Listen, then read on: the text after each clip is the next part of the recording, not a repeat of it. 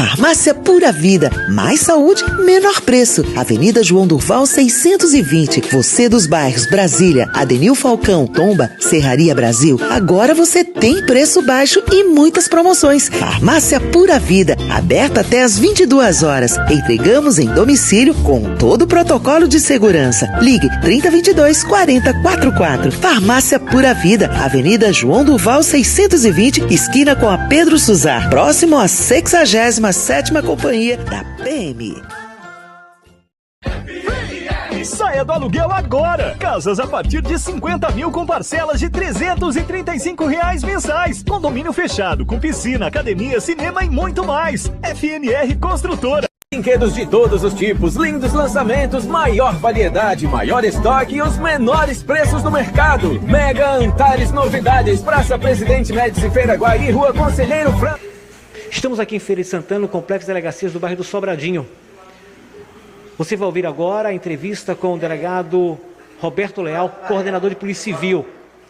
Ele ouviu em interrogatório o médico Geraldo. Ele acusado de ter matado o colega, o doutor Andrade, aqui em Feira de Santana. Você vai ouvir agora o que o Geraldo disse em depoimento, por que ele matou o médico Andrade. Segundo a informação dele, ele não possuía nenhum tipo de inimizade com Andrade. O considerava como amigo até aquela data. Segundo ele, no dia 24, logo pela manhã, ele recebeu uma ligação de um familiar que é ligado a uma religião e ele confia muito nessa pessoa. E essa pessoa teve um sonho premonitório.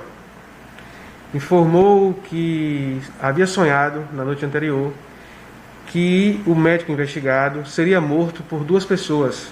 E descreve as pessoas e inclusive descreve a roupa que seria usada para tapar o rosto do investigado, do médico investigado, e que ele seria alvejado em virtude dessa emboscada. Ele acreditou no sonho, principalmente tendo em vista que a pessoa que ligou para ele informou a camisa que ele estaria usando, e naquele momento ele estava realmente usando essa camisa. Por isso ele acreditou no sonho e ficou pensando nisso o dia todo. Que no momento do encontro do autor com Andrade, às margens do rio Jacuípe, em determinado momento ele acabou tendo acesso ao celular da vítima. E no celular da vítima ele percebeu uma conversa através do aplicativo WhatsApp, e nessa conversa ele percebe que a vítima e uma terceira pessoa, um desafeto do médico investigado, estavam tramando a morte dele.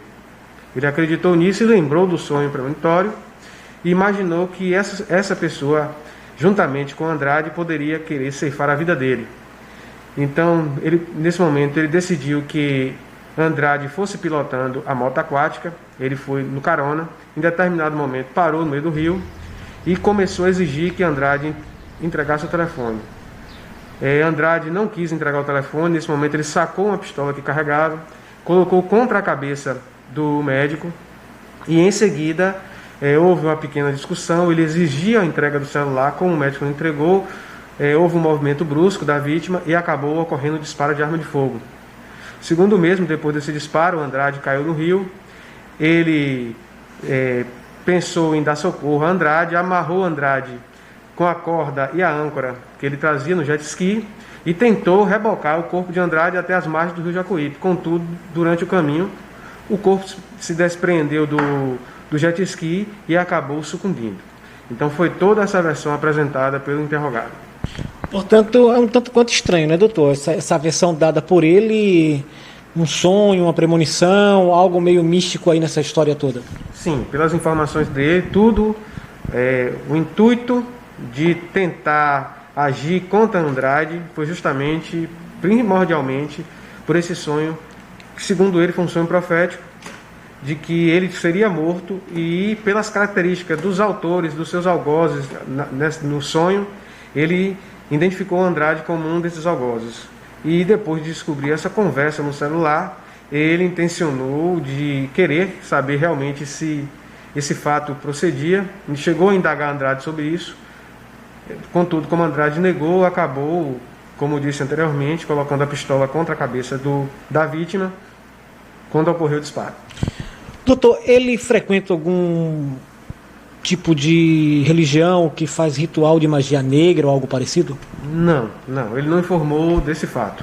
Ele não informou se é praticante de alguma religião esotérica ou nesse sentido, uma religião mais conhecida. Então, nesse momento não. Ele só fala que tem um familiar que é de uma religião e que essa pessoa ele confia muito nessa pessoa, inclusive, segundo ele, já se livrou de algumas armadilhas da vida em virtude das informações que essa pessoa prestou, e por isso ele acreditou bastante no que ela havia dito nesse sonho premonitório, bem como porque ele estava com a camisa descrita desse sonho, por isso que ele acreditou. No primeiro momento que ele foi preso pela sua equipe aqui na delegacia, ele permaneceu em silêncio. Depois ele, juntamente com os 2 advogados e o senhor e sua equipe, foi até o Conjunto Penal de Feira de Santana, onde ele ele foi interrogado pela sua equipe. Ele deu essa versão. Existem elementos que comprovem realmente que ele está falando a verdade? Nós vamos apurar todos os fatos. Nós aqui não podemos, como polícia judiciária, indagar sobre os sonhos. Isso aqui não nos cabe. É a versão que ele apresenta, né? Nós estamos aqui, temos que apurar os fatos que foram apresentados. E realmente ele apresentou alguns fatos que precisam ser investigados, principalmente em virtude desse desafeto, dessa terceira pessoa que seria desafeto dele e que também teria contato, teria relação com a vítima. Então tudo isso será investigado para a gente provar realmente que existe aí uma motivação plausível para o crime.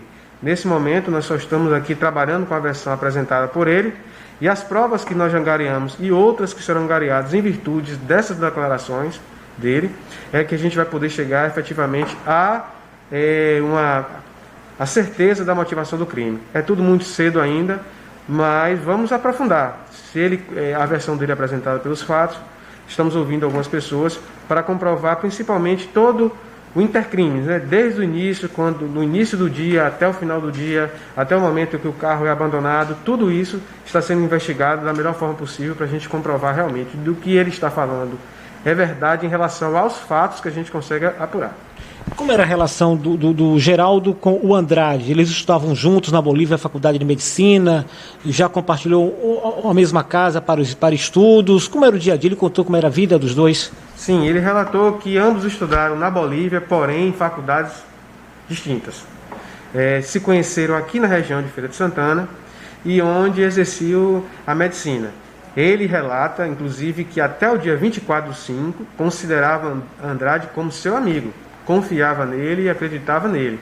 Que tudo ocorreu em virtude do sonho que o familiar teve pela manhã, do relato desse sonho a ele e do momento que ele encontrou essas supostas mensagens no celular da vítima. O Geraldo continua preso no Conjunto Penal, ele está preso por força da Justiça, é uma prisão provisória de 30 dias, doutor? Isso, é uma prisão temporária. E justamente é que permite aqui a investigação desses fatos.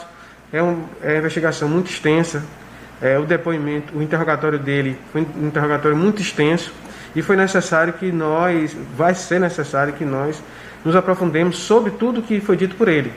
Porque além desses fatos nós precisamos verificar a questão de horários, a questão das informações que ele mesmo apresentou, para que a gente consiga algo extremamente relevante e plausível, para que a gente consiga, assim, com efetividade, afirmar de que a motivação realmente foi apresentada por ele.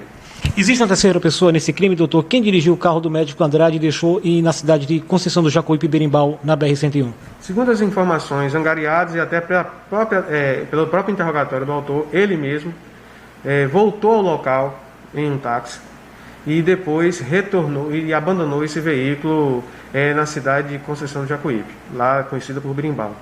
Ele mesmo prestou essa informação. Então ele tira toda a possibilidade, a versão dele, é claro, que não existe uma terceira pessoa.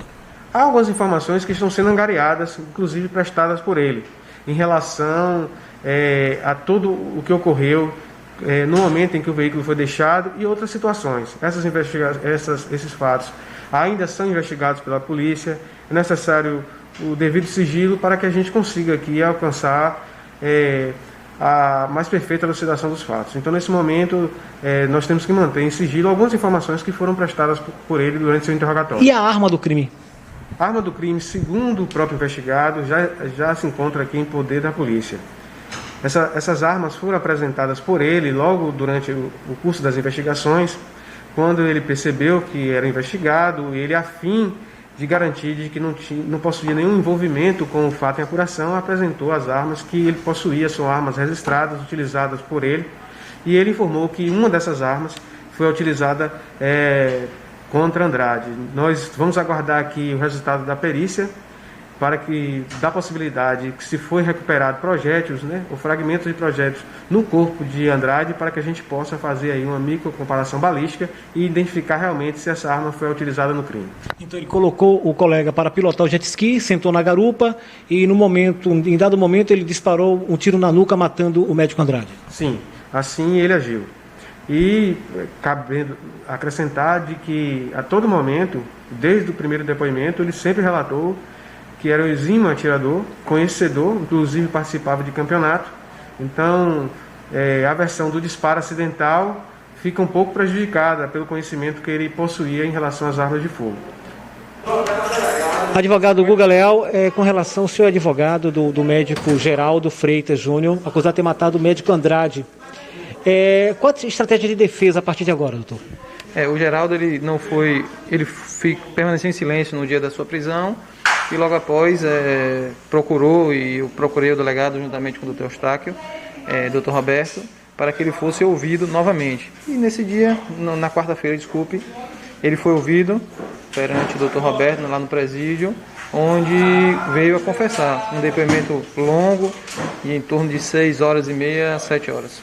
A defesa vai tentar relaxamento da prisão? A defesa vai tentar liberdade provisória, normal, e é de fato, e é de direito também, se requerer qualquer tipo de benefício perante a justiça, a gente vai requerer sim, vai demonstrar que não há nenhum tipo de necessidade da mantença da prisão.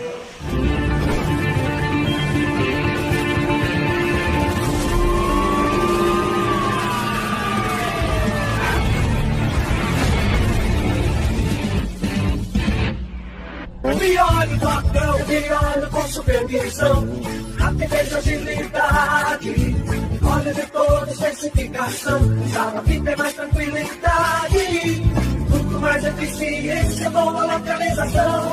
Trocão Lubrificantes, na Presidente Dutra, Cidade Nova e ao lado do Shopping Boulevard.